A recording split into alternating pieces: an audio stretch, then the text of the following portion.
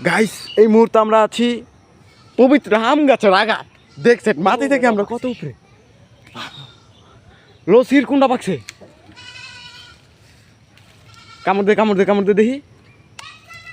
ও দেই ফুল পাকা। ও মাই গড, দেখেন গাইস আমরা কত উপরে মাটি থেকে। ওই যে আমাদের শৈল ভাইয়ের গোলাপ ক্ষেত,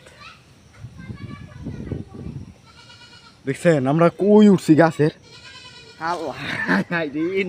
নিচমুখি চাইলে মাথা চক্কর দেয় না দোস্ত। তোর পেনের পকেট বড় না, পেনের পকেটে থন যাবো। ওই যে একটা কাঠ বিলারি যায় গাছের মধ্যে। পেনের পকেটে কইছি তোর পেনের পকেট বড় আমার মোবাইল ছিল লাগে। আচ্ছা তোর মোবাইল ফোন নিয়ে কোনি রাখি দে মামা। হইত বেটা গে ঝাঁকি দিলাম বেটা জুপড়ে পড়ে যাবো।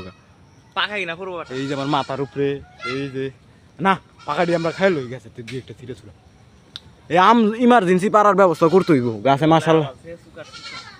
হ কাঁচা আম তো এটার কাঁচাই যে সুগা এটা পাকলে আবার একটু মিঠা হয় রে। পাকলে যে মিঠা হয় এমনি ববের চুকা। ওই দেখেন গাছের আগাতে কাঁঠাল কেমনি ঝিলে রয়েছে।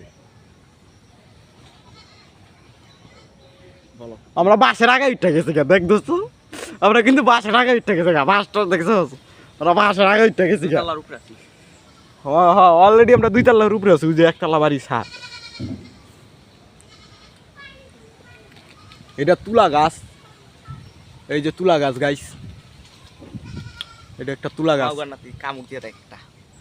আমি তোর খাওয়াটা খাম না, আমি একটা পাইরা খাম। ব্লগ বানাইতেছি আমি।